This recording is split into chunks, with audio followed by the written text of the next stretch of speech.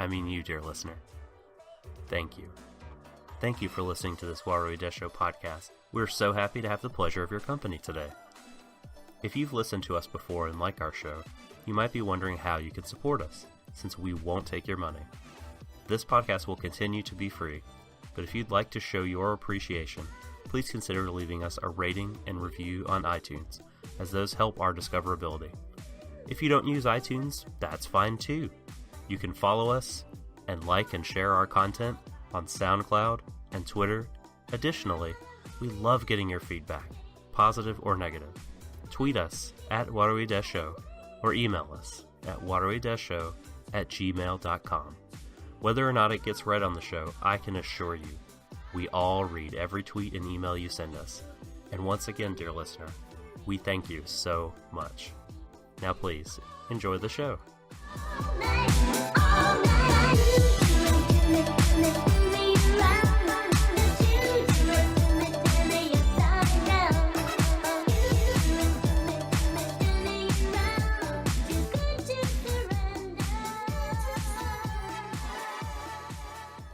Warui Deshou. So darling, stand by me. Oh, stand by me. Hello everyone, and welcome to Stream of Thought here on Warui Deshou. And today we'll be covering episode 8 of The Ancient Magus' Bride. Oh, that's what I'd like to be saying, unfortunately, folks, but we're not in that timeline. I'm afraid that I'm stuck in a different timeline, a bit more of a hellish one in my personal opinion. But I do have some help. I do have someone here who can give me some critical therapy. You, of course, all know him as the Subtle Doctor. Hello, everybody. So, we're moving on to Franxx episode 8, Boys X Girls, which... The X. Was that the name of a Good Charlotte song? Oh my god. It sounds right. It sounds like it would be. I may possibly have just ruined this for everyone who likes this episode. Sorry about that. Wasn't there, the song I kept thinking of was it Quiet Riot? Come on, feel the noise. Girls, rock your boys. That's also a valid one as well. So, first off though, as we are want to do, we want to talk about production staff. That's there right. are some other things that we want to bring up that are not specific to the episode as well. But first off, let's talk about who actually made it. And Doc, if you would please, I think that you have some insight on a particularly story director behind this episode. I do. Well, first, I will mention the writer, because the writer is someone who's written a bunch of episodes for the show. I believe 2, 4, 5, and 6 were written by, and 8 now, were written by Naotaka Hayashi. He is credited with series composition, so he's one of the head writers, but he's also writing a bunch of the episodes. The director you mentioned, such an interesting dude with an interesting resume, a really fantastic resume, and I'll tell you, I'll tell everyone what I told you on Discord. I really like Darling in the Franxx, but I feel that this is a show that is beneath this director in terms of like his history and everything. So it's a man by the name of Tensai Okamura, but for a long time he was working under the name of Yutaka Okamura. And as Yutaka Okamura, he worked on, he worked as an animator for a whole bunch of Yoshiaki Kawajiri productions. You may know Yoshiaki Kawajiri as the director of Ninja Scroll. Oh! Yes. Things like Demon City Shinjuku, Wicked City, Cyber City 080-808. All the City series. Did he do the anime adaptation of SimCity? Is there an anime adaptation of Sin City? The Frank Miller comic? No, I meant SimCity, as in the Max's game. No. Oh, he should, though. Kawajiri should do a SimCity anime, though. I would crowdfund that shit in a heartbeat. About how EA drives it into the ground. It's not actually about the city, it's just about... It's just the production of the game! And how EA shat all over it. Oh my god. Goku Midnight Eye is another one that Kawajiri fans may love. Stop. That I know of that first episode of that show, and I cannot believe it because in that episode, the plot revolves around ejaculation, specifically about swans ejaculating Oh my deadly God. viruses. Oh my And god. that's what happens at the start. Klaxus all fucking ejaculates all over the front. Like, I did not ever think that there would be a common thread like Don't spoil it. We're getting ahead of ourselves. I've got tears in my eyes because I can't believe my that God. that's the connection. He's animated 2 different ejaculation scenes. Well, I don't know if he animated this one in Franxx, but he was He was experienced. he was the animation director and a key animator in the aforementioned Goku Midnight Eye, as well as working on animation for all the other Kawajiri things that I mentioned. And then, before all that, he went and he was an assistant key animator on My Neighbor Totoro. So there you go. There's an interesting blend of stuff. But then he began working under the name that he works under now, Tensai Okamura. And Tensai Okamura is super duper famous for, to me anyway, right? Being the director for a whole bunch of Studio Bones projects, like Wolf's Rain is a little thing you might have heard of. Darker Than Black, Wow. seasons 1 and 2, and of the Well, Gaiden OAV. No, wait, there's a second Oh, wait a season? minute. I'm sorry. There's not a second season. I apologize. Nah, there's not. Season 1 was fine. Ended perfectly. Didn't need to be continued. He storyboarded 7 episodes of Cowboy Bebop and Oh. did a lot of animation stuff for Cowboy Bebop the movie. The director of Blue Exorcist, which is an underrated shonen thing. Oh, and directed the anime version of the classic tokusatsu story, Android Kikaider. So this guy got mad chops, in my opinion. Wolf's Rain is one of, like, the best anime. I can only really speak to the shows I've seen here, and the earlier stuff mostly I don't really know of other than through internet reviews and such. I have, however, seen Dark and the Black all the way through, Mm-hmm. which was a legitimately great and well-animated show. It's good. It's good. It's solid. So, as you say, though, with that CV and that resume, well, I suppose if you did want anyone to animate your ejaculate, then, you might have done right. Ah! You look to the man with experience. Also, for those who are interested, there is a short film compilation called Memories. Oh! Three short films in that. And Okamura directed the Stink Bomb film in that, which is a really interesting dark comedy. It's not the one that I think everyone thinks about or talks about, Magnetic Rose, the one with Koji Morimoto and Satoshi Kon, but Stink Bomb is really good, and Tensai Okamura directed it. So yeah, all this to say, they got this guy to come direct episode 8 of Darling in the Franxx, Boys X Girls, and I just incredibly fascinating to me. Incredibly fascinating that a man who did key animation for Wings of Oniami's Wow, really? is directing. Shit. Yeah, he did. He worked on Ava too, like, and did some storyboarding and like he's got an incredible resume under both his working names. And again, I love Franxx, but you gotta be like, does he just owe someone a favor? Has someone got blackmail Did photos of someone him? witness him committing a murder? I mean, like, what's going on here exactly? In all seriousness, it's super interesting how these, like, production relationships come together. I'd love to know how they pull in the different episode directors from outside of their ecosystem. I mean, every week that we've done this so far, it feels like we've either had someone who's notable or someone who's a complete unknown. We're going up and down in a sine wave. It's strange. To me, Okamura is, like, the most notable person so far, he's the I think. 10 out of 10 on notability. Yeah. I should probably start graphing this, actually. I do have Excel. Maybe I should start plotting it on a little line chart. Uh-huh. So, do you have anything else you want to add on the production? No, that's all I could find. I wasn't able to track down any names for animation director, storyboarder, what have you, for episode 8. I looked in a few places, but information was a little scarce this week. Fair enough. Okay, so let's do some housekeeping before we actually talk about this episode. There was recently, I think, a con in which, a convention that is, which some Trigger staff attended.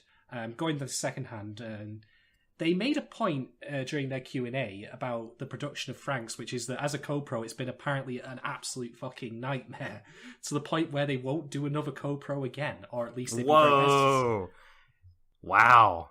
Mostly as a logistical thing, not because they're butting heads, but just because it's been too difficult to properly collaborate and effectively, work with A1 because of logistical nightmares. And we've discussed before about the production issues that have been rumoured, and now we've got word from the horse's mouth. And there's another thing that they said as well, which is that Trigger will go for their certain signature style over making sense. Now, Yep.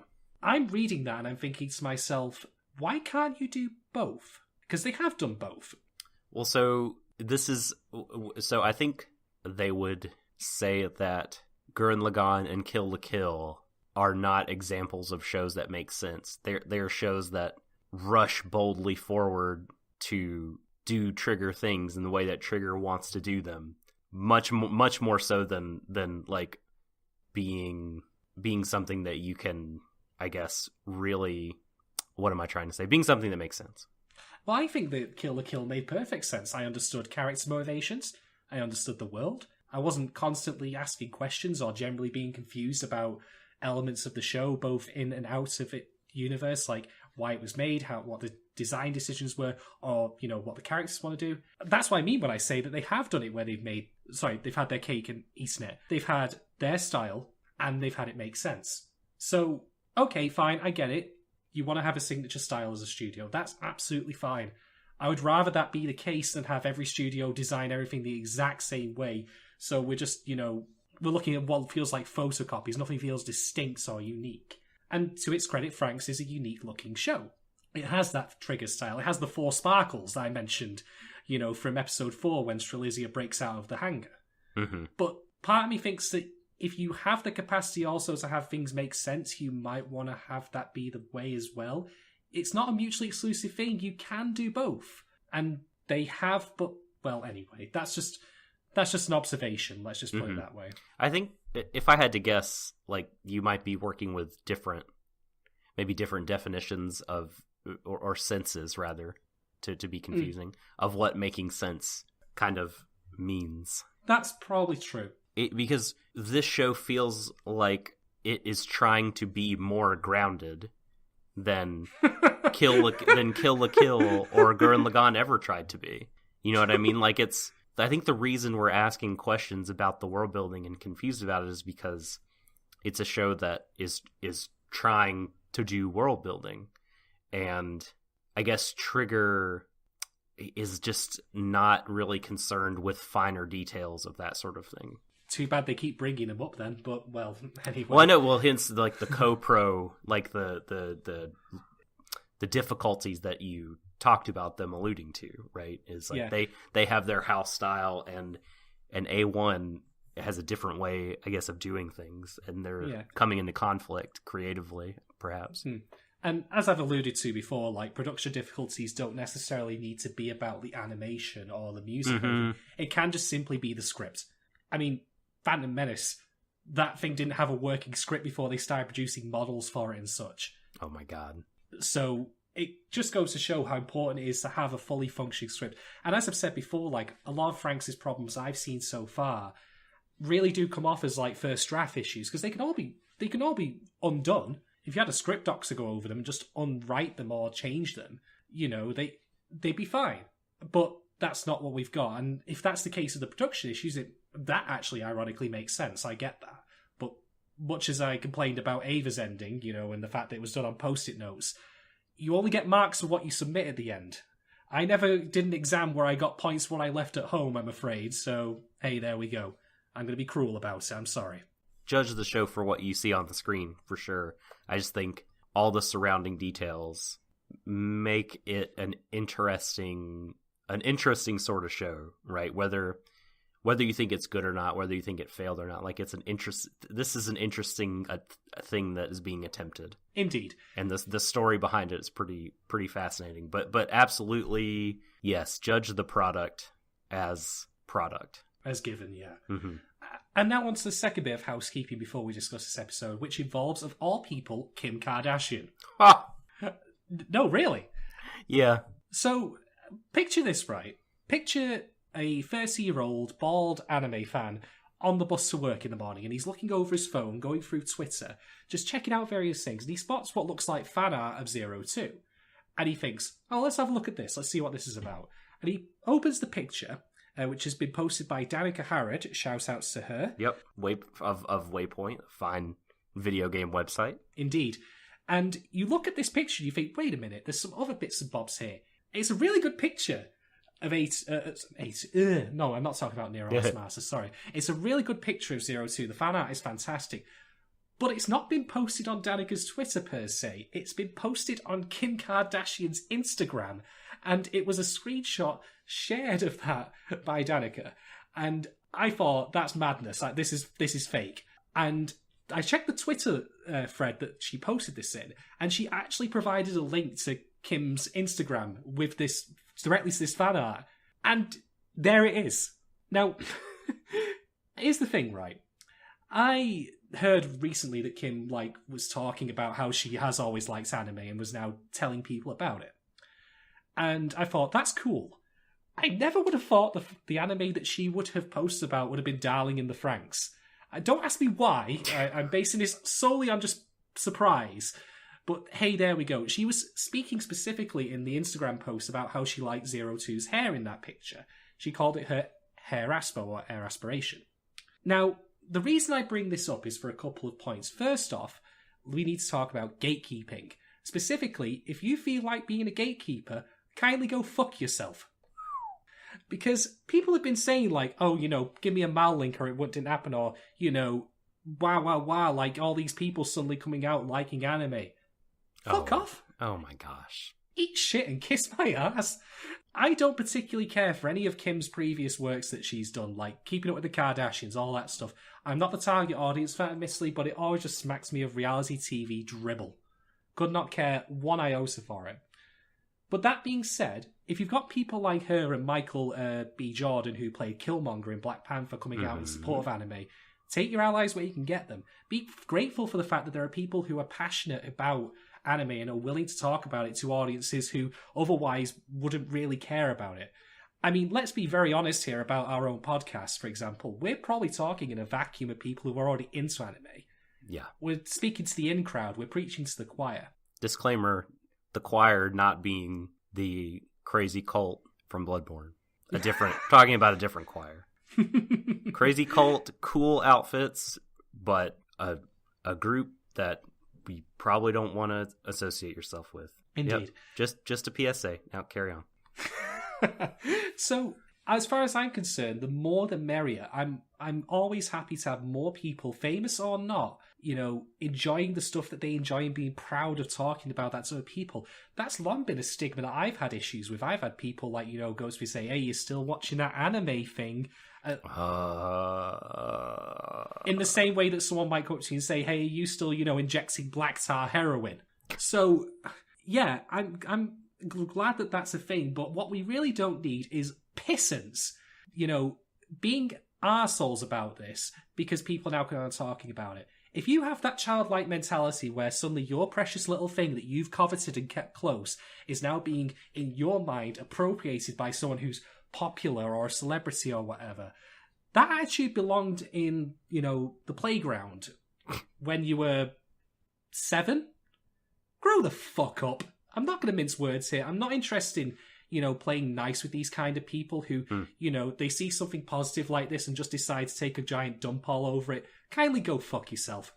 But there's a second and more positive point that I want to make about all this, and I think this just relates to Franxx in general, but also I think it's something that is worth reminding ourselves of here. Now, Kim's specific comment here about liking Zero Two's hair. Now, I have no hair myself, so I obviously can't comment much on this. But I think it speaks to something that you need to remind yourself about when you're critiquing anime, and that as much as I might have, had problems with Franxx, and when we get to this episode shortly, I have more problems, surprise, surprise. If you can derive value from a show like this, where you can look at a character like Zero Two and think, I like her hair, and, I'd like to style it like that, even if it's something relatively superficial like that, or if you then go to something else, like, you sympathise with Ichigo's plight, whatever you want to take from that, or if even going outside of Franxx, if you go to Goku Midnight Eye and you take inspiration from the part, yay! Oh fuck. Okay, let's just call it positive inspiration. Where yes. Don't be inspired by people being dickheads in shows. There's a reason that you're not meant to sympathise with them.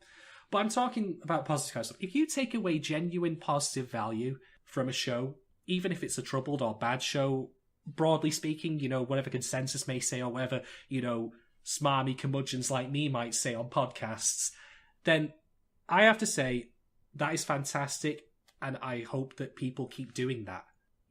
Don't take my view on this show. I can't speak for other people on it. I can only offer my own opinion, and I would never pretend to, speak for others. So if you've got people like Kim saying, I like, Zero Two's hair and I think it's great, that's fucking brilliant. I love it. More of the same.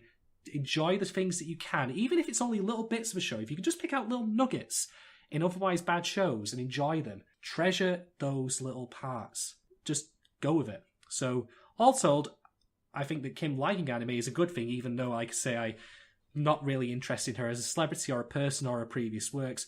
But you know what? The more people who are interested and willing to speak openly about liking this stuff will eventually destigmatize it. It'll be the thing that I want to see happen, where I can talk about it in the same way that people might talk about live action television. Like, oh, do you see that recent episode of this? And I can go, well, I didn't, but I did see this recent episode of this. And you get my point. Yep. And I really don't have anything to add. I think you summed it up quite well. I mean, just let people enjoy things. Yeah. She's not hurting you. Just leave it alone. It's really annoying. Yeah, go fuck yourself, basically. I mean, Doc's too polite, so I'll speak. I'll be the Zorome of this podcast. I'll be the barking dog, and I'll tell it as I see it, which is that if you want to be a gatekeeper, fuck off. Okay, now let's actually talk about the episode. And yeah, it starts with ejaculation. Blue goo. It really does. So the Franxx, our 5, Franxx, and our 10, characters are all out fighting this Klaxosaur. It just cuts straight into it. There's no prelude. It's just like, we're right in. And it's doing the trigger thing of like playing a bit of like late 90s, early aughts rap rock while they beat up this Klaxosaur. Indeed. Was it just me though, or did the audio mixing seem a bit off on this? Because it felt like the rap song was a bit too quiet. It was, and then they mixed it up for when the dialogue went down, and they're doing, when Strelizia like impaled it. They cranked it for that. But no, I agree with you. They'll probably remix it for the discs. It fell a bit off, but I'm not that fussed about small things like that. I got where they were going with it. Mm-hmm. What I am fussed about, though, and this is again me, being piss and vinegar. I'm very sorry, folks. Broken record here. Shaden's going to go off on a fucking wild rant again. But okay, the Klaxosaur ejaculates all over the Franxx, because that's what it is. Let's not pretend it's anything that it isn't. It literally spooges all over them. I feel like that's not what got you riled up, though. Oh, no, it's not. So they react to this like, what the fuck is this stuff? And it doesn't seem to do anything to the Franxx themselves. Like, oh, we're fine. But what then happens is that this blue goo seeps through the cracks of the Franxx's armour somehow and starts pouring all over the girls. And it starts melting their parasite suits. And when this happens, the boys, who obviously don't get hit by a single drop of this stuff, yes, nice one, fucking fame director my ass, they like, oh my god, boobs and flesh and stuff, and they start freaking out a little bit. Yeah, teenagers, as basically the girls are inadvertently stripping in front of them, and they react as boys, falling into puberty probably would. They're varying degrees of horny and flustered and just thrown off their games, as it were. Yes, with the exception of Mitsuru, who in a small nice touch, I like the fact we don't see him actually have a reaction to this, because What are you, gay, Mitsuru? Huh? it's consistent with his general attitude throughout this episode, though, of I don't want to deal with this shit. He does lightly blush and just turn his face to the side indignantly, as if he's too good for this nonsense. I have to admit, like, this was probably the episode where I actually emphasized with him the most, at least in terms of how I felt towards what was going on. But my actual criticisms of this, okay, let's start with the minor nitpicky stuff. Why the fuck do the Franxx have, like, you know, gaps in the armor that can allow this kind of stuff to slip through? Like, if a Klaxosaur farts on them, would that kill them all with its, like, deadly nerve gas fart? Because it would seep in through the gaps? I guess it's the same reason the clothes talk and Kill la Kill. Big ol' shrug. They just wanted to do a thing. Yeah. I felt like that, as sort of, this is like meant to be played for shock. You know, you see it and you're just like, oh my god, this is really happening. The girls got ejaculated on, basically. And their clothes are melting off.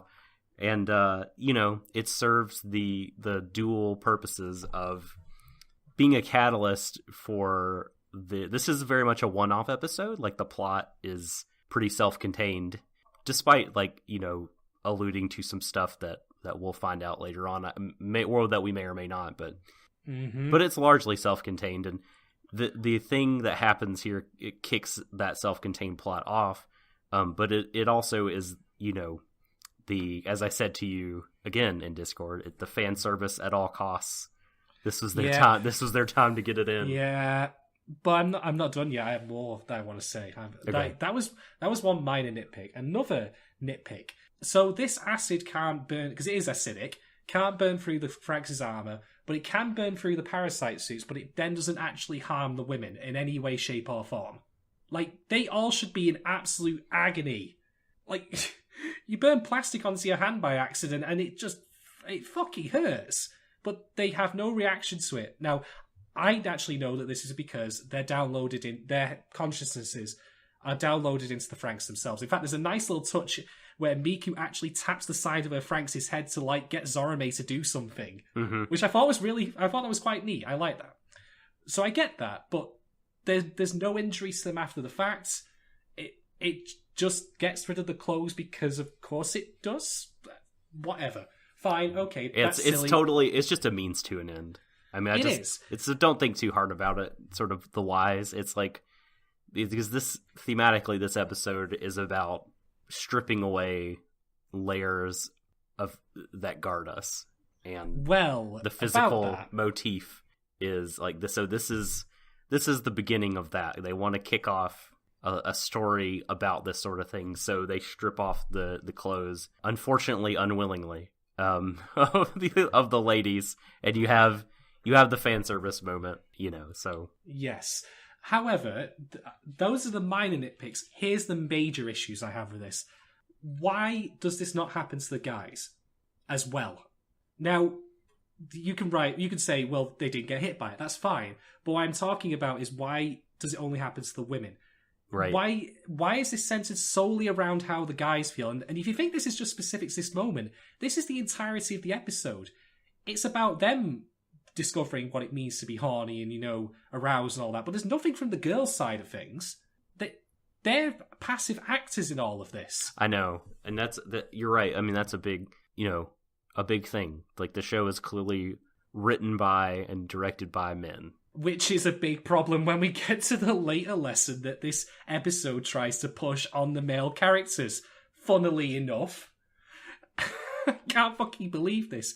It's like they wrote this without a sense of irony or self-awareness, but we'll get to that later. I'm still not done, though. I'm still not fucking done. Now, here's the thing, right? I get that this is the moment where they're looking at the girls, like, you know, and they're thinking, oh my god, they're sexy and all that. Like, I'm getting strange feelings. This is immediately following the beach episode. They've seen them in fucking swimsuits. This is not new. To be fair, there's more revealed here than on the beach. Well, look, also, okay, all right. Well, let's say, all right. Say on March 1st, you see a hot lady in a revealing outfit. And then say on March 8th, you see that same hot lady in a different revealing outfit. You still going to be aroused by that? Of course I am. I mean, I hope you're predicting my future here, Doc, although it didn't happen on March the 1st. But anyway. Oh, sad. No. I'm sorry. Oh, well. I really will have to get myself a Daki mirror at this point, just give up. But anyway, no, I get where you're coming from, but that's just a reaction, not like the way it presents, like as if this has never happened before. Like, they're completely taken by surprise by this. Remember, they do live in a society where, like, it's sex and sexuality are not nearly as pervasive, despite the language of it being coded into their combat and everything. The beach episode suggested they cottoned on quite quickly, so why it's good to see girls in bikinis and such. Well, yeah, but it's just not. It just doesn't happen very often. It's not like they don't have a stash of magazines or movies to watch. I see. You know what I mean? Like seeing them like that is the only time they get to see that stuff. Okay, I'll concede that's a fair point. That if you only see it every so often, if you get whatever morsels you can as a horny guy, then I suppose that makes sense. I'll allow that. Yeah, I mean, I can't even imagine what it's like to live in a society that is not like bombarded with sexual imagery. Because it's just this is not me being puritanical. I'm cool with it. I like it. I'm sex positive about it, but it is everywhere. You're thinking of Shinamessa actually now, funnily enough. Which you brought up earlier, right? I didn't actually, but I have brought up previously in our other discussions elsewhere. That's what I would say. I thought that was on cast. My fault. No, that's fine. But funnily enough, that is exactly the environment that I was in, and Shinamessa does what Franxx is trying to do so much better. It's actually kind of funny thinking about it. They make a fucking dildo in that show as a fucking plot point. Oh, Jesus. Anyway, okay, let's move away from that. So yeah, I genuinely speaking did not enjoy this opening at all, and it soured my enjoyment of the rest of the episode. Because don't get me wrong, like, I think that a lot of this episode is quite alright, although uninspired in its comedy, which we'll get to. Can I make an argument before we move on to the next plot point? But I can wait for you to finish with this one, if you're still on this one. Yeah, I'm just going to quickly finish okay. it. So, and then you can give me the old left-right hook. Fight me, dog. Fight me in the streets. Defend your anime. Don't let it be sassed by the likes of me. But the point I was going to make was that I think that there is still some decent moments in this episode, but first impressions really do count. And when you've got a convoluted way of setting up the episode's, conflicts as this, something that is so asinine and nonsensical. Like, you could have written any other way of doing this. Or even if they had just had the guys have this episode as well and then get the girls involved on it, maybe have them start feeling the same way, then I would be a lot more forgiving of it. But this is the thing about, what the show wants to do, colliding with the fan service problem. As I mentioned before, like, we're meant to, find this moment as a sexual awakening moment for the characters, but it only happens for the guys. And it's as much there for the benefit of the audience as it is for the characters. That is true, that last part. The boys do get revealed to the girls, but then they just throw shit at them. Yeah, but even then, like, they don't seem to have any... It's like they're the ones who are the fucking eunuchs as opposed to the guys, and it's so weird. Yeah, I mean, I think this is just perpetuating, like, a generalization about, like, girls and sexuality. Like, men are into the physical side of things, and ladies are into the emotional intimacy stuff. And we both know that those are stereotypes and vast overgeneralizations. And, it's silly, and it's a show, like we said, it's totally being written from a very limited perspective, and that shows here. I would agree with your argument about the girls being solely, like, the ones who meant to fit that emotional stereotype. Except for Zero Two. Yes! Yeah, she's the outlier. She's the quirky one. You'd think that she would, like, provoke, like, changes in the girls, or, like, maybe... But they treat her just as different as much as they would anyone else, even though she's the one who's striding her all around the men like she owns them all.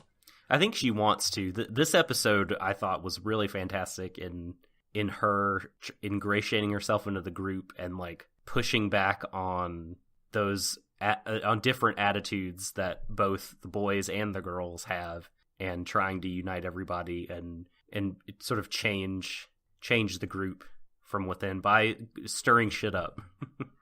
So I do think she is trying to do that. And, you know, the ladies are, and some of the guys are a little bit hesitant to be like accepting of her. But I think they're coming around slowly. Yes. I'm not saying the girls should suddenly start, you know, being instantly flirtatious here. But I'm just asking for them to have some of the same kind of reaction or, you know, examination of this, you know, going through puberty kind of crap as the boys do. But they don't, because that, of course, would get in the way of the fan service. No one wants to see the guys in the showers having a conversation. Well, we do get to see, this episode, we get to see Hero's ass, among other things. We get to see a lot of boy abs, which I'm we do. a fan You're of. right. You're right, actually. I forgot about that. Yeah, 002, with her very nimble foot, pulls the towel from Hero's waist. It is great. 02, like, is there anything she's bad at? Well, that's a tough one. I'll have to, perhaps she's bad at board games. 02 can't play Operation properly. Yeah. She just starts shaking it up and down to get all the bones out. Don't have her blow on your dice. Whoa. Or do. Moving swiftly on. Okay, so I have been thinking a lot about something that you say often on this show. Hit me. We're 40 minutes into our Raw recording, and we have not really started to talk about the plot of this episode, but I think this is important. Hit me. I'm like the Joker on in that scene in The Dark Knight when you're trying to like, come on, why don't you hit me? Hit me.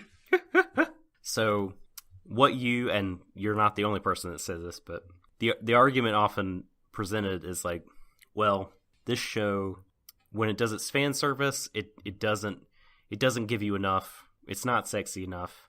You can just go out and find porn. It's not leaning into it hard enough.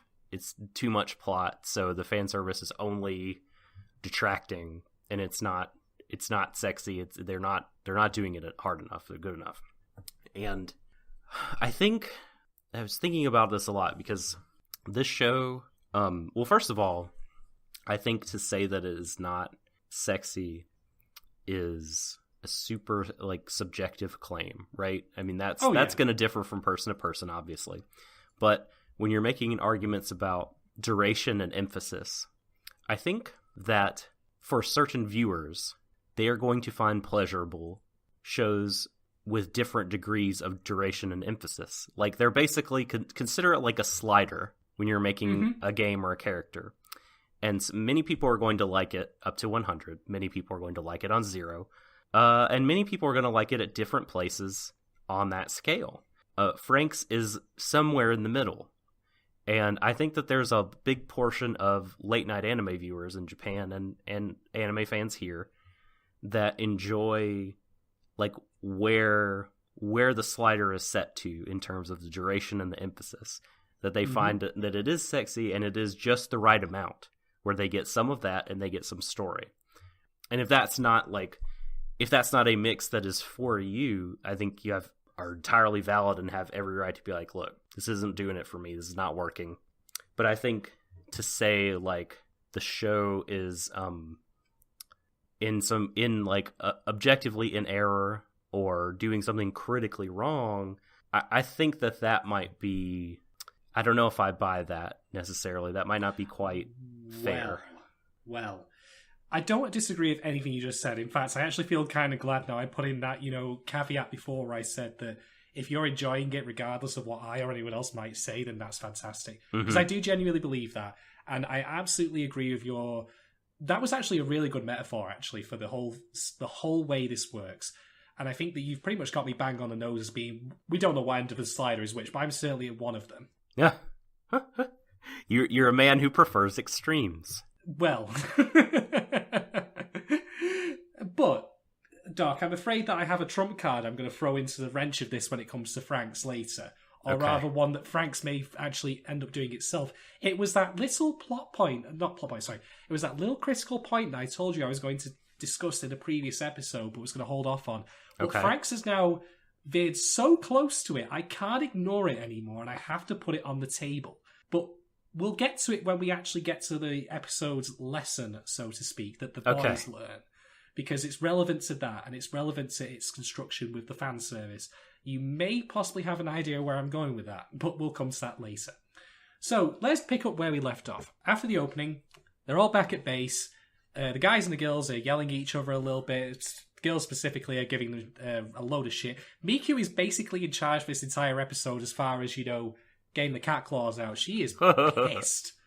And I actually genuinely liked it. Yeah, as much as I do think that, like, what birthed this scene, like the catalyst for this scene, like, definitely could have been reworked or done better. There's a lot of different ways you can criticize it. This scene where the boys are getting dressed down, I thought was pretty funny. I couldn't help but laugh. Yeah. Apart from certain, logical hiccups or characters being idiots, such as not noticing Hero's scar, or Hero's own general brain-dead nature towards, people, and despite being presented as actually being very aware of people's feelings. I know, look, you're so right about this. You're so fucking right about this. Like, Jesus Hero, the boy that, like, named his compatriots and everything, and he's a weirdo because he cares about people. This episode is like him being like, you know what, guys? I discovered empathy. Yeah. Now, again, I mentioned in the previous episode that because of what's happened to him, with how, he learned he can't pilot a Franxx because he's abnormal, that might have changed him. So I'm still going to hold on to that as my headcanon excuse of why he's as dense as a fucking breeze block. But the fact that he comes to that conclusion at the end, I just found hilarious. I was like, congratulations, Hero. You discovered what you already knew. I mean, for any other for all the other characters, I feel like it makes sense. Like, they are boys who are sort of seeing how, like, I don't know, they're saying, like, girls are so different, like, it's hard for us to understand, and lots of cliche things, right? And they're like, well, wow, I've never really considered things from their point of view before, like, the girls as girls, like, how they're feeling about the way we're behaving. For all the rest of it makes sense. And I know I'm getting ahead of myself. But Hero, again, he's supposed to be the person that was already tapping into this shit. Yeah. And I know he's only human, but it was, like, weird, okay? Like I said, this is all first draft syndrome. Like you said with the opening scene, you could have revised that into so many different things. In fact, I'll do a revision for you right now that would have solved all of this in one go without changing much. They knock the Klaxosaur out, and for some reason, they all decide to go outside of their robe of the Franxx in their little, pop-out gantries that they have. And that's when it decides to blow its load. There you go. That suddenly it's not so stupid anymore because they are exposed in the open air. Yeah. And then you can have the guys hit by it as well. Lots of confusion. A lot of scrabbly to get back in the Franxx as the Klaxosaur goes back to life, and then they get the thing, and then that's it. Suddenly the Franxx don't look like they were designed by, the makers of fucking Duplo. Ah! Duplo! The characters, have some self-awareness, and it makes sense. That's I thought of that right now. This is simple stuff. But anyway, we've already discussed that. Let's move back on. So, shower scene. There's a shower scene and the girls agree that, fuck the boys. We're not going to tolerate this anymore. Freedom for women, liberation, whatever, you get the point. They're basically mad at him for perving on him. Do not cross this line. Yes. Irony being that this scene is about, why are the boys perving on us when we're perving on them in the show? Fuck's sake. I know. This is the male gaze whole, who's holding the camera, right? And who's watching the show. You can't have them, complain about that stuff when you're literally doing that to them. Yeah. I mean, it's one of those, I guess, where, like, they ladies have to plan this thing in a space that is only for ladies, but their bedroom. But still, exactly, they could have done it in the bedroom, the night in their pajamas or something. If it's but I just find it hilarious how they're commenting on how creepy, how the boys are creeps, and they're perverts. And I'm like, who's making this show? Yeah. Do you have any sense of self-awareness? In fact, I was going to hold off on this, but I have to say it now because this is the trump card. How the flying fuck does Franxx think it's going to get away with having fan service like this when the lesson of this episode is not to perv on the girls?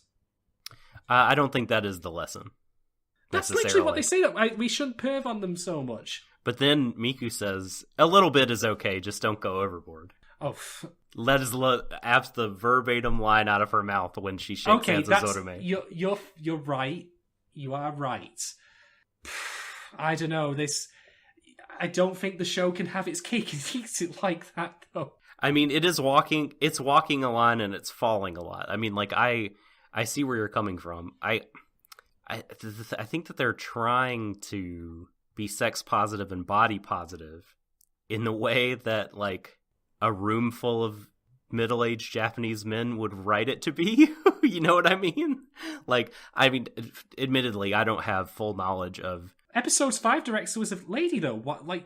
Well, yeah. I'm talking about this episode in particular. Oh, I know, but I'm saying, like, you know, if they want female opinions on this, then they can have them. And ironically, would you believe episode 5 was pretty much fan service free? I wonder why. Look, I'm just going to come out and say it, right?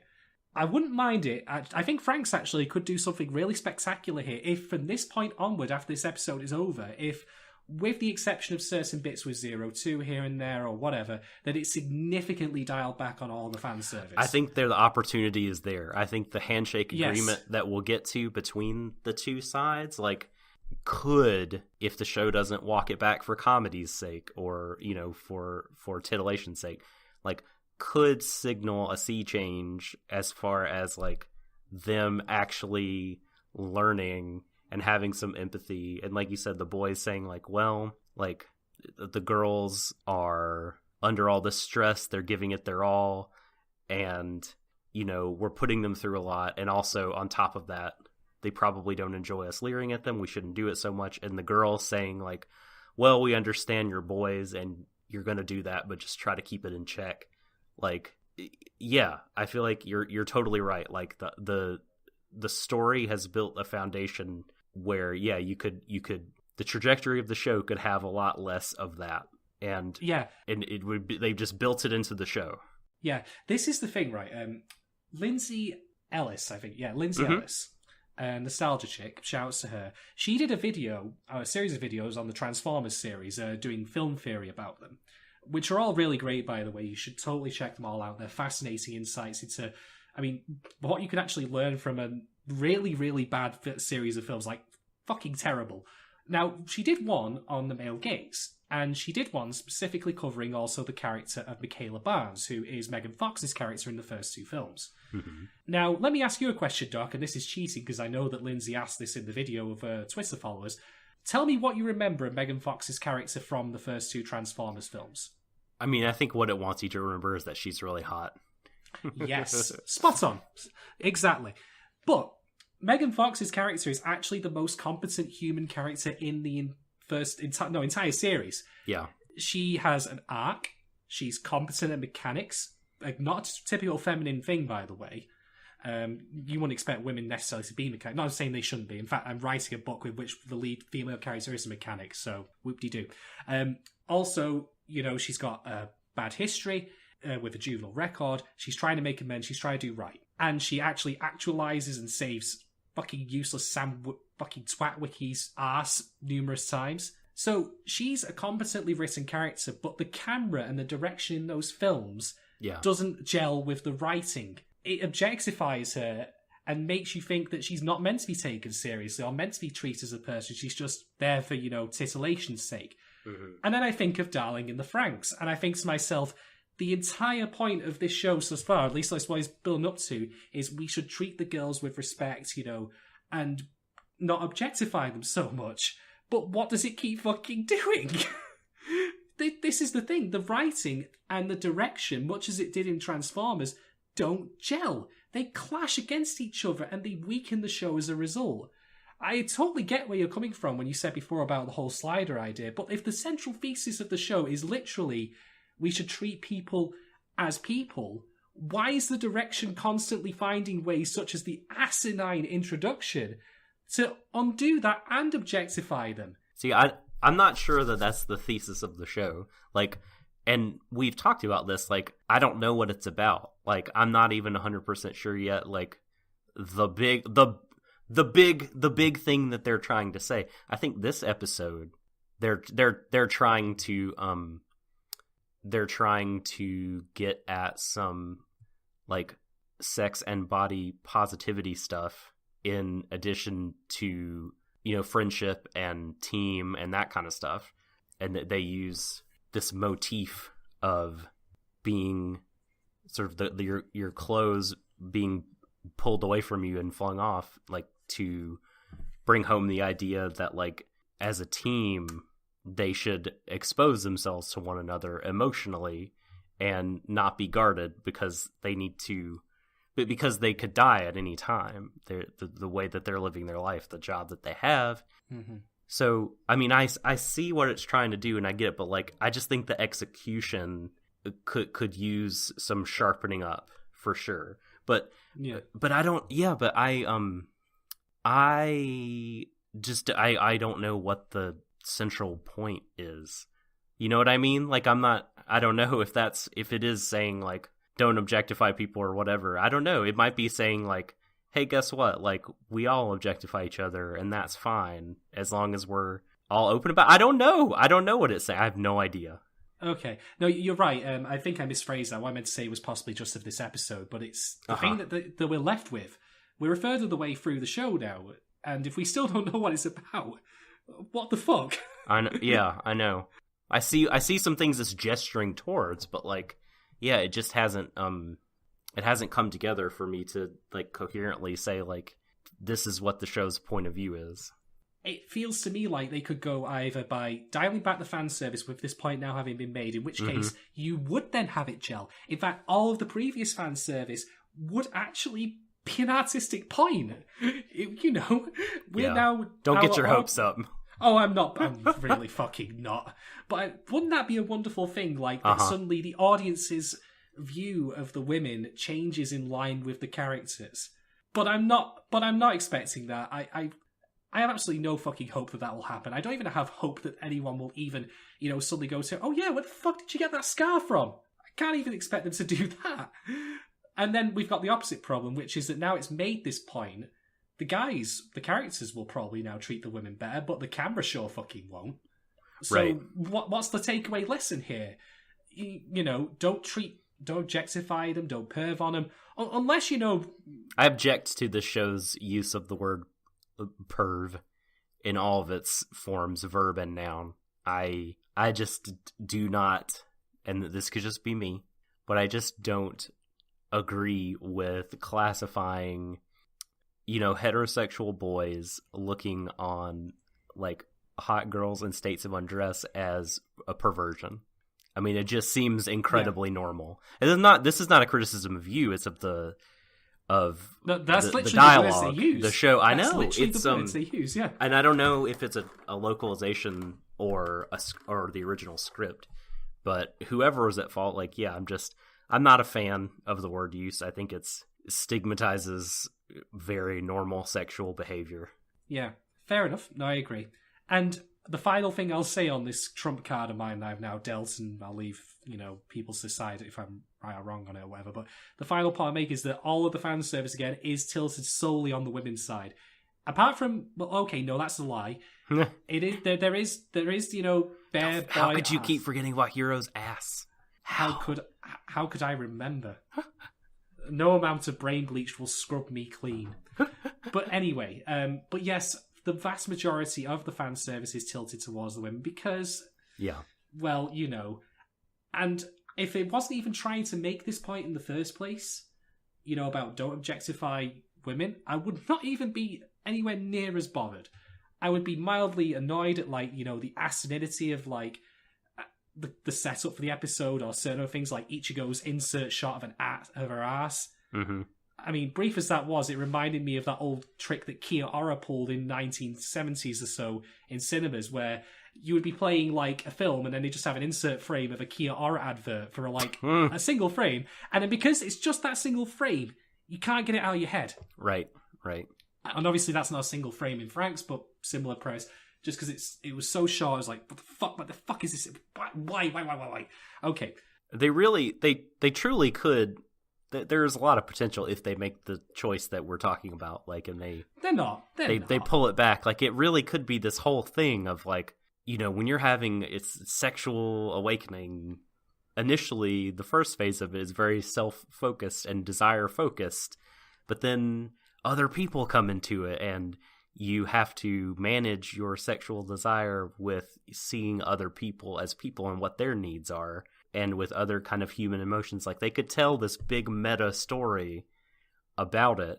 The bones are there, but like, I just don't think that they're going to do it. That's not my expectation for this. If that happens, I will quit drinking for a month. There you go, folks. I've thrown down the fucking Trigger gong. an A1. We know you're listening. Sober this man up. Yes, your anime is driving me to drink. Now it can drive me away from it.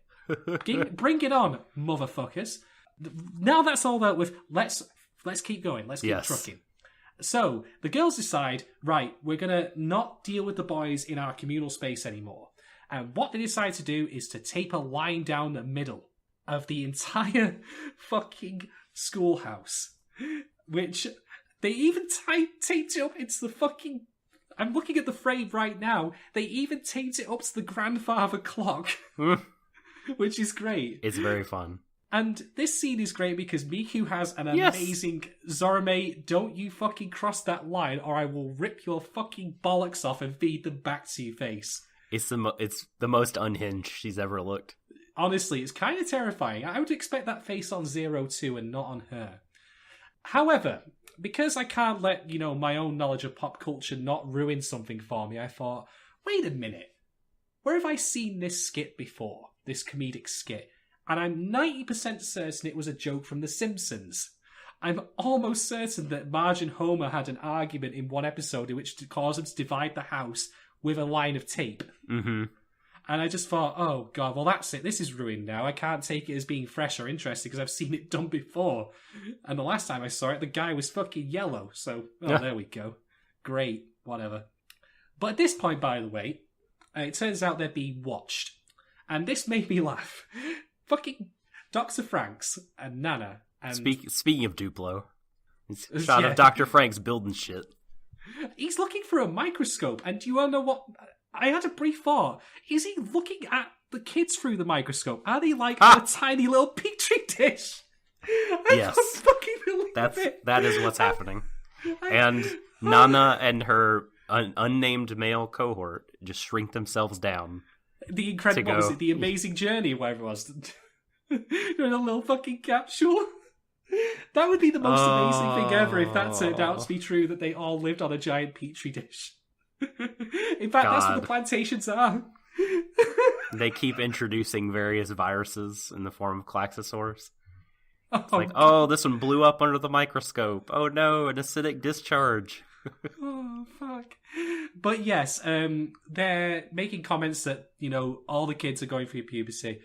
And, okay, maybe my biology 101 is a bit odd here, and maybe people are going to, really question what I'm paying attention to here. But all the girls already are fully featured, so haven't they already gone through it?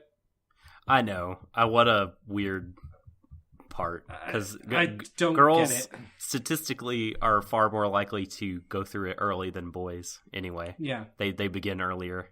So, very weird. I'll concede that maybe they mean that it's still ongoing. There's still hormonal, so I don't know. It just seemed a bit odd. This was a really weird fact. Like, I was not expecting them to say this. Like, yeah.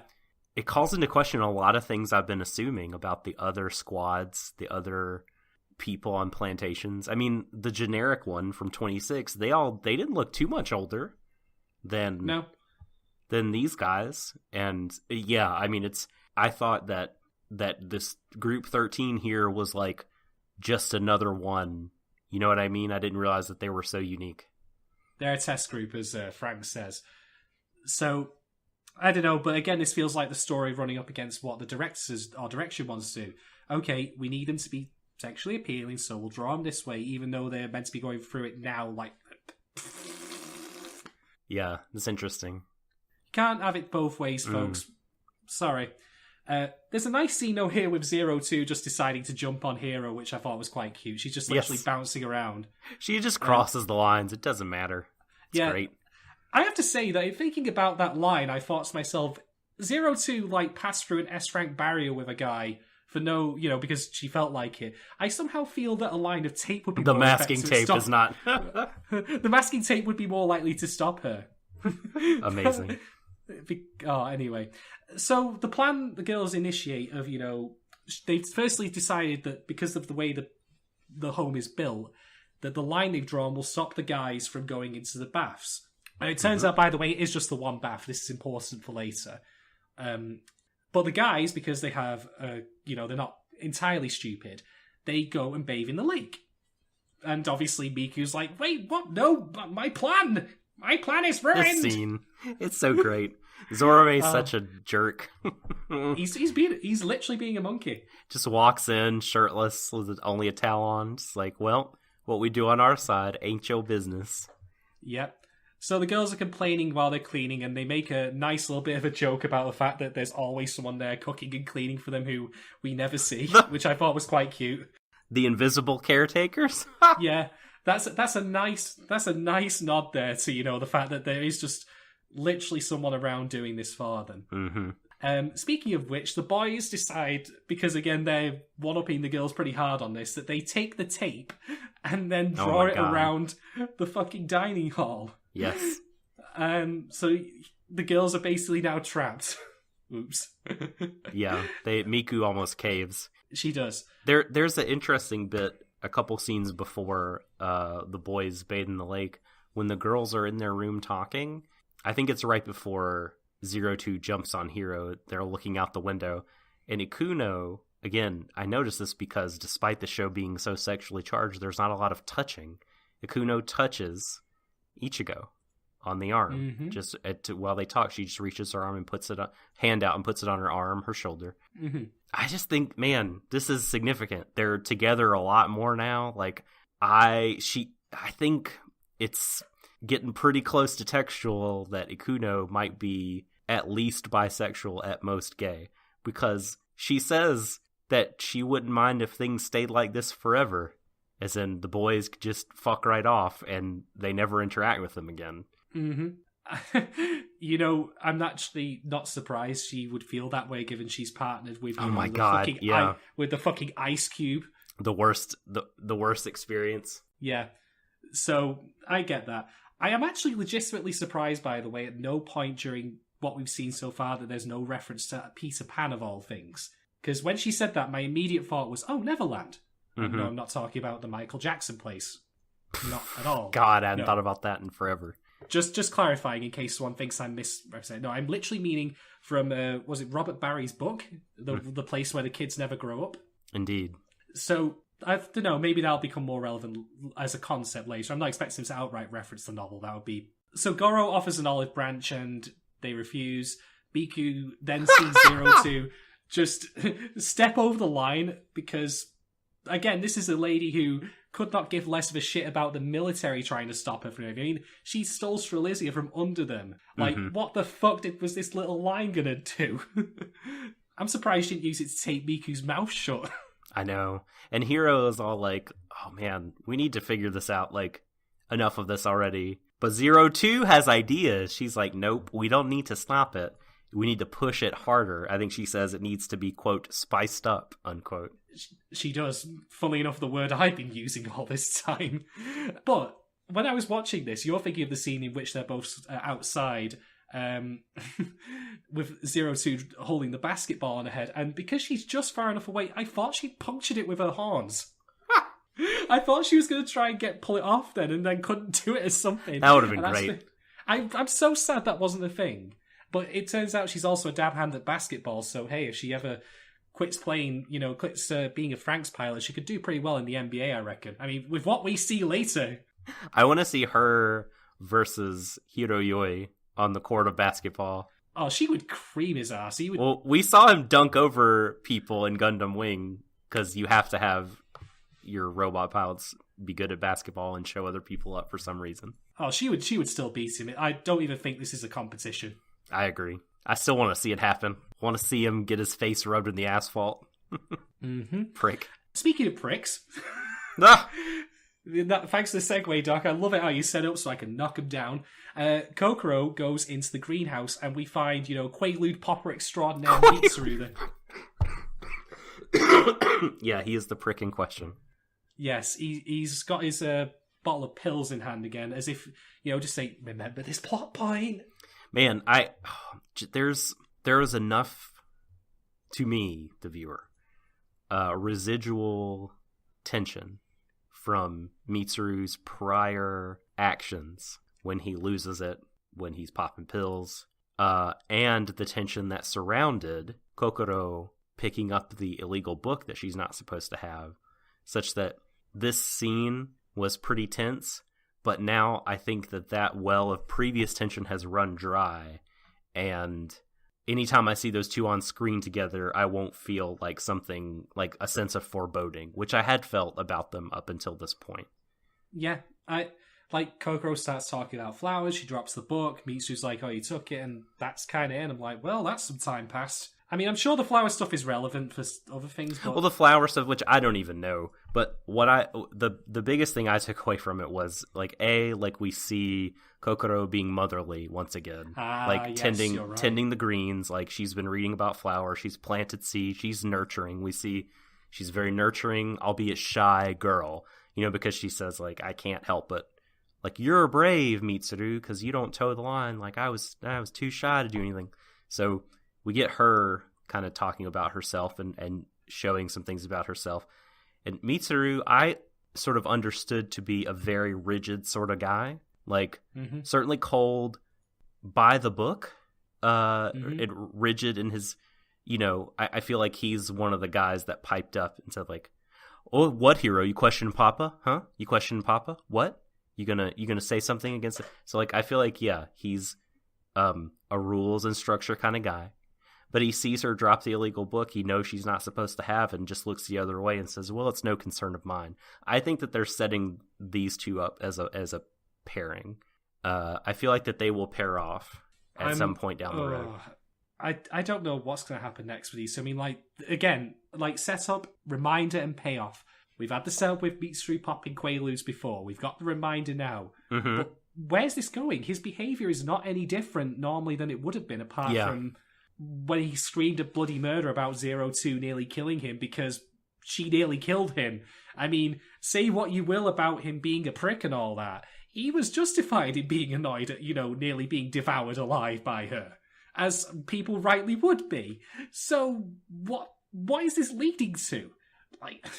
It honestly would surprise me in the end if the whole pill-popping thing was just dropped entirely off screen. Yeah, it totally could be.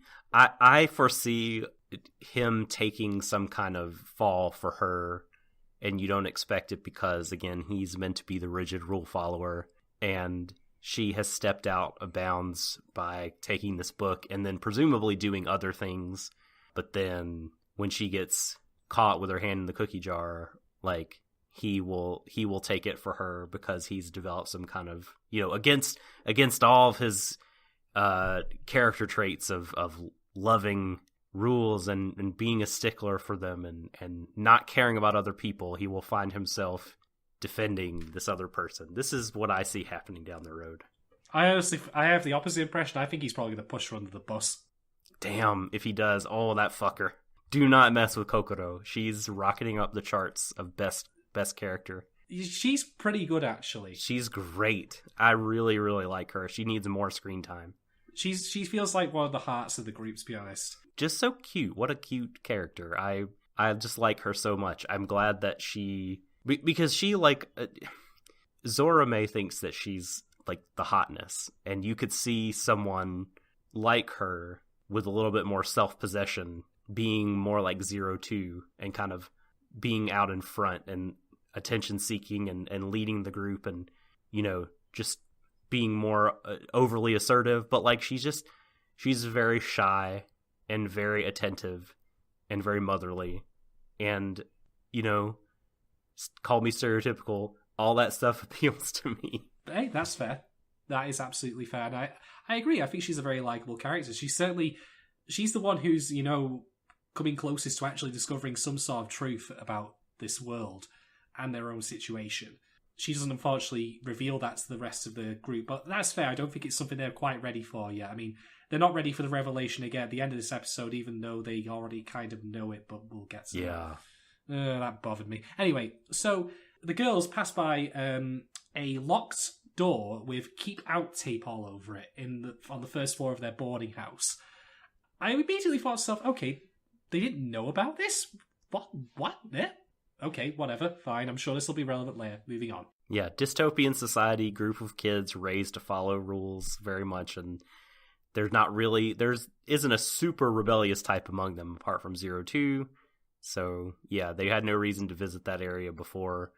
I guess you could retcon all that in, but it does seem weird that they didn't even know about it. I'm more actually surprised that the adults didn't outright remove the contents of said room. I know! That staggered me a little bit. Yeah. Keep out tape? Really? Well, this is an experimental test group. I wonder. Oh, not this shit again. I wonder if they did it on purpose. I swear, every time I hear that reasoning or excuse being rolled out for why Franxx is going the way it is, I just literally want to start, cutting up cocaine with a credit card. Because, like I said, I don't care for mystery's sake. And it is a one-stop, covers all excuse of why way things are they are. But come on, we could do better than this as far as foreshadowing goes. And what we do learn inside the actual room is, well, it's baffling in a number of respects, but again, we have to wait because we've got other events to cover first. So, moving swiftly on from that, the girls decide that since they've been so resoundingly owned by the lads so far in this, war of the sexes, that they need to hire, or get involved, the one person who can truly and utterly run rings around every single one of them. So they, of course, ask 02 to join them. 02 makes the comment in the bedroom, by the way, that what they're doing is lame, and at this point I'm like, girl, you're speaking my language. Yes. This is fucking boring. Okay, well, I kid. It's all right, but I think that the fact that I made the Simpsons comparison and the fact that I hated the opening so much probably dulled my enjoyment of this. Because it's well executed. It's just I was enjoying it. So a thing that I thought that O'Connor brought to this episode was a sense of pace. Like, I thought that everything moved along in a good clip. I never felt like any scene dragged or went on longer than it needed to, and it was brisk without being overly so in terms of its pacing. So I didn't find myself bored, but again, that's a totally subjective sort of take. Yeah. When we get to the scene in the bath, by the way, I'm going to throw a comparison at you that will also ruin that for you. So this is why you're glad to have me on this podcast. I did not care for the bath part very much. Oh, you're gonna care for it less, but I have to say what I have to say about it. I mean, at this point, Doc, I have to say, I am basically the Rio to your Akira. I am the Rio to your Akira. I am your devil. That's okay. That's all right. I'm terribly sorry for ruining everything for you. I'll die on a rock face as you speak, as you monologue. Oh, don't say that. Now you really are making me... Oh, right, moving on. So, the girls have now enlisted the aid of 02, and at this point, as you probably expect, the battle's pretty much over already, because Hero can barely deal with her on the best of days, and the rest of them, who, are suddenly, can't properly control their urges or, perving all over the shop, as they say. Yeah. I mean, how on earth are they going to handle her? So 02 goes right in, rips down the note that's on the bathroom door that says, no boys allowed, girls only. And she says to the guys as they come down the stairs, oh, it's okay, you can use the bath now. After they've gone, she flips the door over so it says girls bathing. And what we have get next is fairly standard comedic, bathhouse fare. It's something that, I just kind of filtered out of it. I've seen it so many times. You've seen it in Persona 4. Persona 4 Golden. I mean, as far back as Tenchi Muyo, Ranma, all shows involving a bathhouse scene or bathhouse episode, which perhaps this is kind of a halfway bathhouse episode, have this part where the boys walk in on the girls unexpectedly, and then the girls throw shit at them for 10 minutes. And you're just yeah.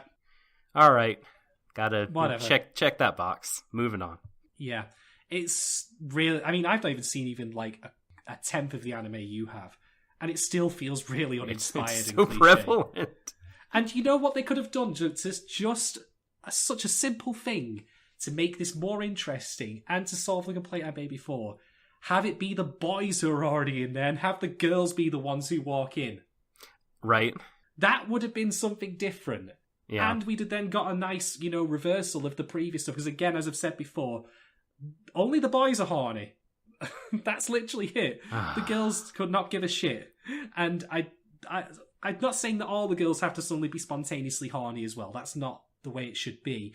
But not one of them has any interest in what's going on. And they're not allowed the chance to because they're not seeing the boys in the same way the boys see them or not given the opportunity to do so. Again, because the emphasis of this entire episode is just the girls losing their clothes, not the guys. And I'm like, come on. Can we not try and mix this up just a little? This would have been such a simple change. But this is the scene in which we see his ass. His towel gets ripped from his body. And he lays bare on the floor, completely unclothed, and chases 02 around the house, who's carrying all the laundry. Right. Let me just say this. After seeing Victor from fucking Yuri on Ice in that hot spring... That's true. Everything fails in comparison. You're right. And I say that half as a joke, but I also say that with a half-truth that, come the fuck on, guys. Just up your game here a little bit. Let's try and, not be entirely about... It would have spiced the actual scene up a little bit. It made it unconventional. It made it interesting to watch. The girls might have had their own reaction then, like the boys would have been justified in throwing stuff. It'd have been a nice subversion, as opposed to being, pastiche and, old hat. Generic as fuck. I mean, we've got a director here with such a storied history, but I know. It really feels like he's just going by the playbook, which is such a shame. Yeah, I can't really think of, in the stuff we named, from Totoro to Cyber City to Darker Than Black and Wolf's Rain, I can't really think of hot springs scenes in any of that shit. Well, he's the director, though. He's not the writer, so... That is true, yeah. So I'll concede that. But being a director, though, you are allowed some input, and, like I'm saying, we need to have fan service in this for the guys who were writing the show for. Well, to be fair, I don't think we even see that much of the girls in it. We just... They're in the water. They have towels on throughout most of this part. And where did they get the towels from, actually, come to think of it? They were completely naked in the early part. Yeah, and then the towels I don't know. Out of nowhere. Who knows? They just sort of... I don't know. It's not even like... And this is a part where I would agree with a lot of what you said. Like, it's... This scene in particular is just rote and not like in any way like exciting or titillating or anything. Like it's just kind of a nothing scene. It's creatively bankrupt is what it is. But it does, however, lead into a nice little bit in which 02 has a rather impish grin on her face as she steals all of their underwear.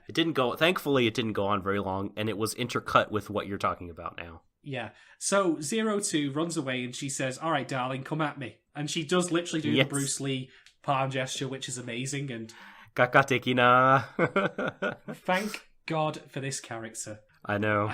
She makes this show breathe when so much of it is otherwise insufferable to me. She's like the color in the black and white.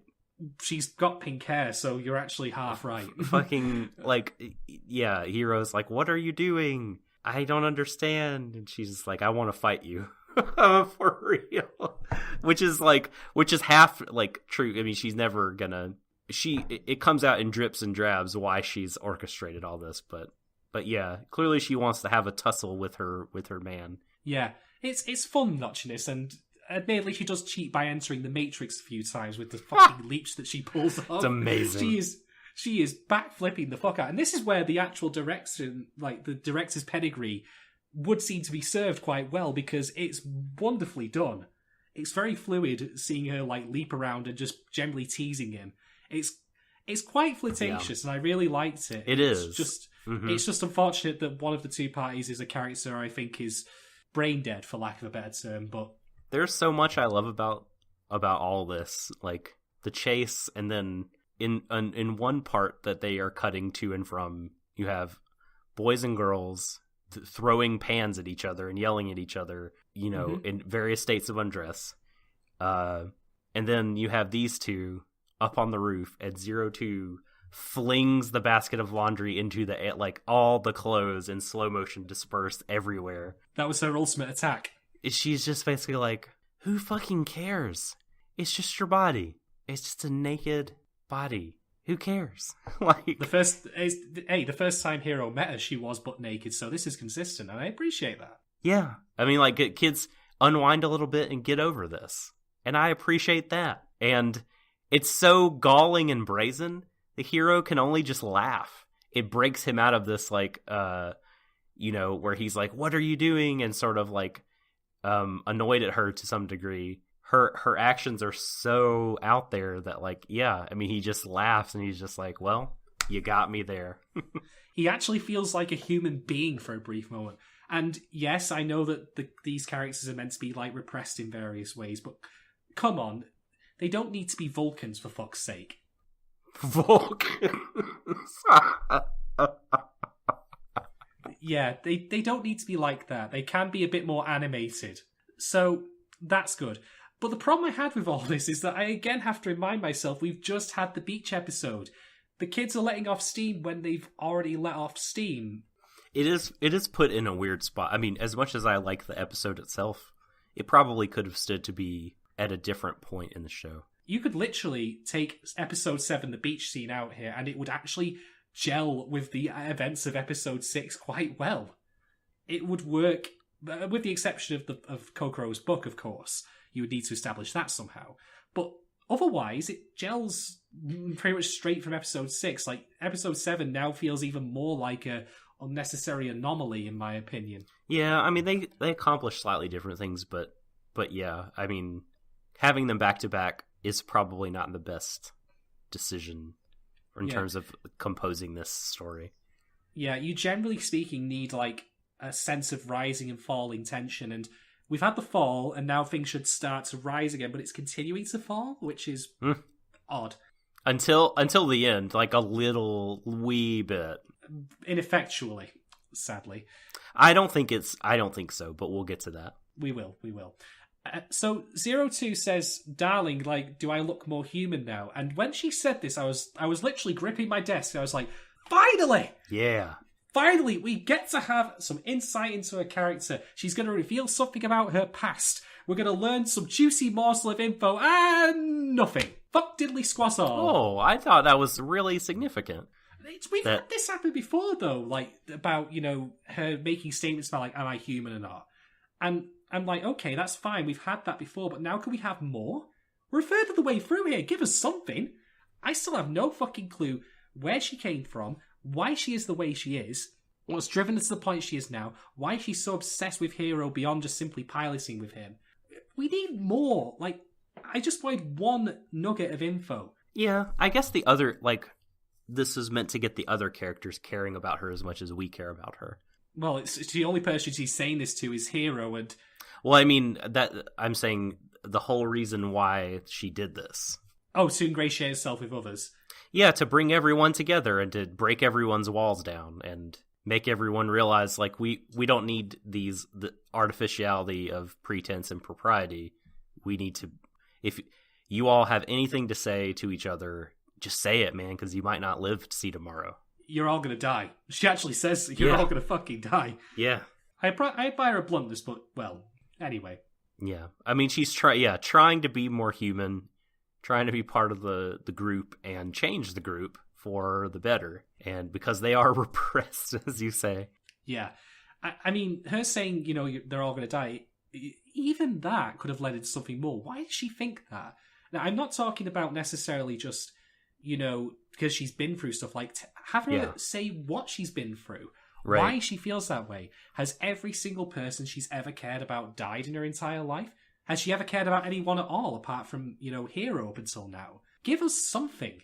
Yeah, we could have used another drip or two on her. Yeah. I agree. I do agree. But having her, like, just simply say, do I look human now? Like, this is the inverse of the thing that happened with her at Ichigo, and I'm like, okay, that was 3 episodes ago. Can we have a little bit more? Can we learn anything about this mysterious, enigmatic figure? Nah, fuck that. Well, what happened between her and Ichigo was her being alien, and this is her being human, or trying to be. I'm talking about specifically the dialogue she says with references to what do you think is human, and her saying that here. Because that's what she says to Ichigo, like, what do you think it means to be human? Am I being human now? And like, okay, we get it. This is being a question, like, what does that mean? This is a plot point, but are we going to do anything with it? Of course we fucking ain't. Later. Later, whenever we get round to it, fuck it, who cares? We've got 24 episodes to burn through this shit. Fucking hell. Who gives a fuck? Yeah, this is definitely not, like, whatever you think about Franxx. I do think that it's impossible to make the argument that it is efficient storytelling. At least, assuming it's a very straightforward, largely non-meta kind of narrative. Again, as we've said before, we don't know what it's about. I know. And I'll be fair. Again, every time I make this complaint about a show that's in this relative stage of its life cycle, I always have to pull up the Steins Gate comparison, because as much as I love that show and adore it to bits, it in it itself it's slow. was fucking glacial. Absolutely fucking glacial. So, okay, I'll make the concession. What Zero Two then does is she prostrates herself like Christ for reasons and then falls off. Hero's like, no! And I'm like, I hope he slips and bangs his head. But Zero Two, of course, is, she is basically the Major. She's got the same agility, and so she just fucking somersaults all around, lands on the ground, looks up at him and like, what, did you really think I was going to fucking fall? You idiot, you. And so the guys and girls keep fighting. Nana intervenes and says, what the hell is all this nonsense? Yeah. That kind of puts paid to that. So thank you very much, Miss Trunchbull, for, intervening there. Yes. She and unnamed crew cut give them a lecture. Yes. And they act very surprised that this happened. And I'm like, Nana, were you not like a kid once? Did you not, or were you just literally put out of a vat in much the same way as I suspect everyone else would? I think it's meant to, say that about, like, this world, that just to emphasize what it's like, we're, how do I say, like, rather than showing us, like, examples of other groups, you just hear this throwaway line. Mm-hmm. Well, not throwaway, but like this single line of dialogue, I think, is meant to communicate a lot about the rest of the world. But, that's may or may not satisfy your storytelling wants. Indeed. So after getting thoroughly scolded by Miss Trunchbull and whatever the fuck his name is, the girls and the guys retire to their respective dormitories, their respective bedrooms. And the girls protest at Zero Two, like, what were you thinking? And she's got this wonderful little rocking back and forth, like, that she could not give less of a fuck what they think, and I was genuinely amused by that. But she very aptly points out, pragmatically, because they are soldiers after all, if you've got stuff you want to say and you want to do, you might want to do it quick, because there's no guarantee you're coming back alive tomorrow. Now then, one point I want to make. Let's just jump back briefly to episode 6. Do you recall how I said that in some way I was actually okay with one of the cookie cutter kids not dying? Yeah. I actually now take that back. Yeah. Because this point, along with what happens with Miku later, would have been so much more potent and hit home so much more... would have hit home so much harder if they had seen that happen to someone firsthand, which they haven't yet. Although maybe the reason they can be so flippant and have this childish battle of the sexes and make fun of each other so lightheartedly and kind of live the life they're living is because they've been sheltered from death. Despite hearing about it. Conceptually, like, they haven't really encountered it. Yeah. That's actually fairly clear given what Zorome says later, but I also have to say that although I think that would be a benefit for this point, it also would really not gel very well with them going to the beach next episode. That would Yeah, that would have been weird. There might be ways you could have written around it, but I think that, generally speaking, telling them that, death is going to be around the corner is all well and good, but it would have been more effective if it had been shown to them in some way. I mean, the only person who's really seen someone die firsthand is Hero. Specifically with Oxygen Mask Man. Yeah. You remember him? Yeah. And then theoretically Naomi, but she didn't die. She didn't die, but she is still harassing him as a ghost. So, fucks if I know. And the boys, meanwhile, are having their own discussion, and this is the one where Hero comes to the conclusion that he already knows. I know. Yeah. we've discussed this, so we'll not dwell on it. I never thought about what they were thinking. But that's your whole character. That's the one. That's the trait that just... Never mind. Dense motherfucker. So, okay, all the guys now come to that conclusion. Yeah. Get a flashback to, Hero taking care of Zero Two in episode 6. Blah-de-blah-de-blah. But then we have the great moment with Kokoro. Yes. Kokoro now actually takes command and says, like, look, let's just make peace with the guys. There's bringing us two together, even though we're so very different as far as sexes go, is important because it gives birth to the new hope for the future. Yes. What I'm talking about. And this is after she's looked at the books. So she's obviously been reading Babies for Dummies at some point, and she's now got some insight. Yeah. But she doesn't outright reveal that. I think that, like, I don't know. I'm torn. I think that I want to say that they do a good job of making this point be about it's good for opposites to be together and not making it incredibly heteronormative and pushing the hetero angle of it. Like, girl and boy should be together because of the babe is like... But there is a little bit of that, and I can definitely see how that can bother some people. But I think the words that she actually says, like, she's getting at, like, it's good for us to be together because as a group we all complement one another. Yes. Which is like, I mean, I guess you could, like, it's so hard. I guess you could say that's sort of a dog whistle to heteronormativity in some ways, but it's Adam and Eve, not Adam and Steve. Right. God, fuck that. But like to me it did not read at the time as sinister in that way, but I very much understand if people encountering that scene are repulsed by it in some ways, which is unfortunate because, like, this is like it's supposed to be a triumphant moment for Kokoro. Mm-hmm. I don't want her to be like a mouthpiece of regressive ideology or, sexuality here. Mm-hmm. But like, I can't argue against people taking it that way because I see that laid out there. We haven't had any real hints otherwise apart from Zero Two licking Ichigo and Ikuno at various points. I mean, Again, I think you could totally read in, Zero Two possibly being a little bit into Ichigo, and you mentioned before about Ikuno, mm-hmm. Possibly swinging that way. But I, again, always have to keep going back to that nagging little problem in that it's not there for the story, it's there because, well, is it yaoi? There you go, yaoi. Or is it yuri? It depends on if you're talking about boys with boys or girls with girls. Girls with girls. That is yuri. Yuri. So there you go. It's there for the Yuri. It's not there because it'll make sense in the story or because it'll be about the characters. It won't be there in a Scum's Wish kind of way. But look, I think that's legitimate too. But again, like, you can't have your cake and eat it, unfortunately, when you're trying to do something like this. I don't get the feeling they would put it in there for any reason other than, okay, we discussed. You get the point. There. Broken records. Yes. Honestly, like, if I repeat myself anymore, I'll become a parrot at this point. So, anyway. So, after this discussion, Miku's like, no, fuck that. I ain't, chilling with the guys anymore. And she storms off.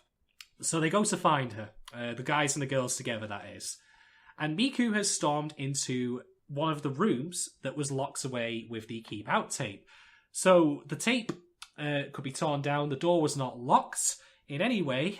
Great, fantastic. Which again feels like it's on purpose. It's a mystery. They're saying, right? Hey kids, wink, don't come in here at all. Wink, wink. We wouldn't want you seeing what's here. Wink, wink. Elbow in the ribs. I'm honestly surprised there wasn't a neon sign above it saying plot points in here. Yes. Oh, fuck.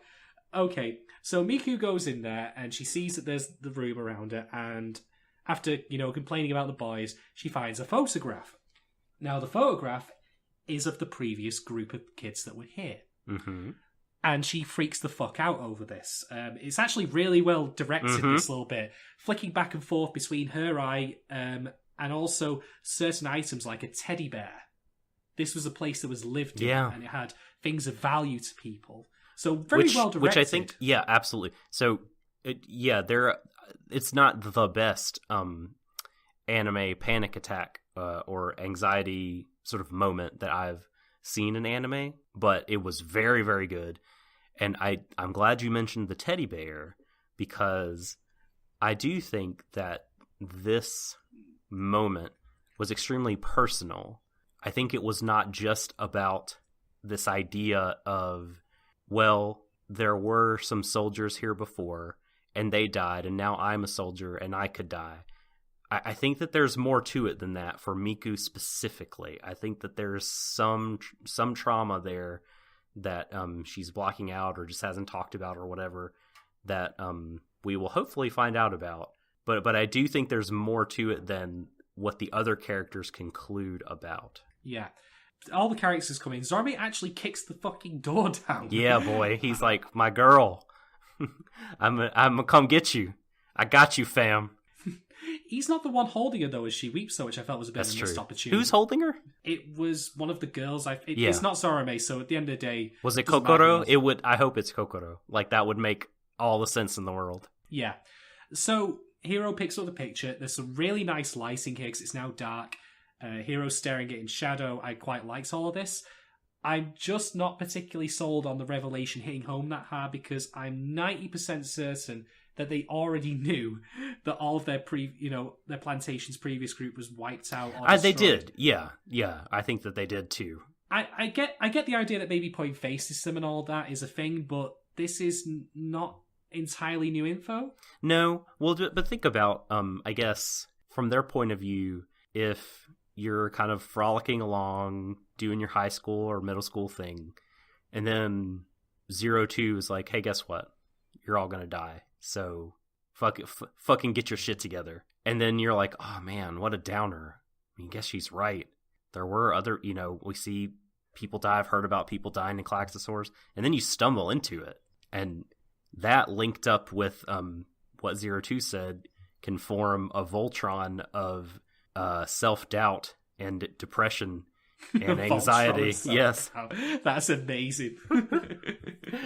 They have this shot in which focused on a diary, and part of me really wanted this to just simply be not Miku looking at the picture, but her reading the diary. That I think would have been more effective if she read it out loud. And then you get to the last entry, like, we're going out to fight, everyone's, super pumped, we've been so effective together lately, and the rest of the pages are blank. That would have been fucking chilling, I think. And it would have mirrored their own feelings right now, that they're pretty high on happiness, they've had a good laugh and a joke, but, well, tomorrow it could all be over, they could just be another blank page. That's what I would have done. And I hope that they actually come back to the diary. It's like I said, I think that there's more to it. I think there's more going on with Miku particularly than fear of future death.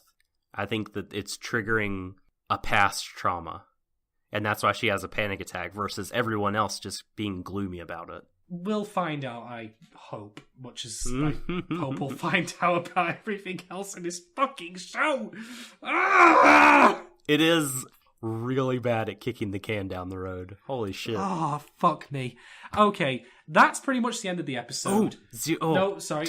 02 wearing a white suit now after her old red one melted away, I thought was a nice way to end the episode about her becoming one of the team and the team Wasn't gelling she wearing together. the white one at the start of this episode? Oh, was she? I didn't notice. I knew that she was wearing red before. She was in the past, but I'm fairly certain her outfit in the first half was okay, so she already has done the white suit. Well, I just didn't notice. So, well, that's a nice thing throughout the episode then of her wanting to be one of the girls. I really wish they'd done what you said, though. Uh-huh. If they just had it be the red one first, and then you literally have the logical reason for switching from the red to the white, and it gels with... Oh, fucking... We're two fucking dipshit podcasters, and we're coming up with ideas that, not to blow our own fucking trumpets here, but the... Oh, fuck. You get my point. Yeah. Well, and as many bad lines as Hiro has given to end previous episodes, and there have been a couple of real bad ones. Absolute clangers. Just clangers is right. Some debacles of a closing line.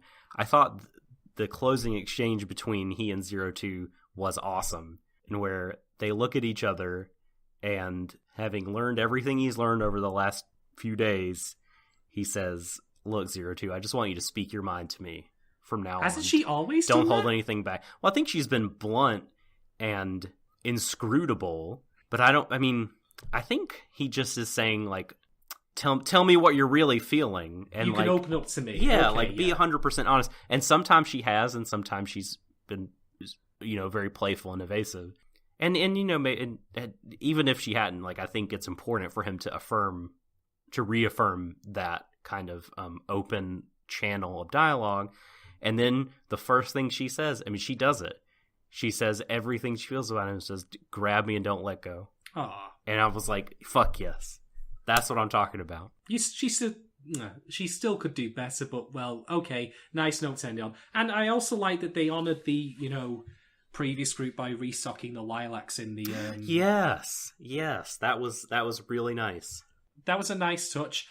I think it would have been better if there was a more personal connection between them and the previous group, but I don't know how they would establish that, but I liked it for what it was. I will appreciate that. And, well, that's episode 8. Woo! I have to say, even after all that, though, what is the ongoing idea? We don't know. There's no immediate narrative push through to the next episode. Like, as the audience, we don't really know anything new. Like, okay, yeah, all the previous group are dead. We knew that. Fine, cool, whatever. I'm hoping that there is more to it, like with Miku specifically. That'd be something nice to give her character, like, an arc or a challenge that she has to overcome herself. Because as far as character arcs and challenges go for the individual characters, I could see shades of some for some of them. I could see Zorame's worldview being shattered when inevitably, it turns out that Papa's, not got a brand new bag for them, but instead is a complete prick. Ichigo has had fucking walls put in front of her since the jump. She's had the lion's share of the issues, although hasn't really had them examined or properly changed them in any real way, apart from, deciding she's going to stick by the love of her life, even though he's honestly about as useless as a second-hand condom. God. I'm really trying hard to kill Doc here, folks. I'm trying to off him. Sorry, under the weather today. My bad. It's all good. Goro's been sailing through life. I'd like for him to have some kind of, challenges and growth. He's got some nascent feelings towards Ichigo, like very mild at the moment. Yeah, I like some of the things he says, but I want to see him overcome something emotionally. Kokoro's got the book. Mm-hmm. And the flowers. So that's something, and I the guess. interest in Mitsuru, the worst guy. God, poor Kokoro. Mitsuru's, got his Quaalude problem. Not that matters, really. Futoshi... never mind. I don't know what his whole skit is. Yeah, we don't know. Yeah, he's like the least screen-timed person. He's a guy, enough said. Yeah. He loves Kokoro with all his heart. Poor guy. I really think she's gonna trade him in for Mitsuru. Oh, god damn it! Honestly, poor guy. He is such a nice guy, but he tries. I am gonna bet money that if any one of them is gonna get smurfed first, actually, it's probably gonna be him. Yeah. And Kokoro in one go. No. They're piloting the same machine. You can't get out of this. Although maybe they can, but fuck that noise. That cannot happen. Listen, I am reckoning Futoshi is set for the meat grinder. He's it's going to be Zorome. Poor guy. He's an earnest dork, basically, is all he's gotten so far. Like, when people, like Goro in the beginning of this episode was like, look, we didn't say anything about the acid eating away your clothes because, well, we didn't want you to get distracted from the battle. And then Futoshi's just like, I just really love you, Kokoro. And she's just like, oh my god, I'm turning red. I can't believe you just said that. And then Mitsuru's like, what a fucking moron. Yeah, pretty much. So, let us conclude on the episode and give ratings. I've said everything I really want or need to say about this particular episode. More than anyone else will probably ever say about Darling in the Franxx episode 8. Oh, God. I'm so sorry for basically verbally jerking off so hard on this, but honestly, this show, it bothers me so much because I can so often see promise of it being good in whatever way you want to take it, but to me personally, it just doesn't want to do that. And for this episode, with everything I've said, I'm going to ultimately give it 2.5 bath pot thing, whatever you want to call them. Bath pans, I don't fucking know. 2.5, there you go, folks. 2.5 out of 5, middle of the road, whatever, moving on. No, I'm much more positive on this one now than you, even though, like, you know, I think big picture-wise with this show, I'm not super sure where we're going.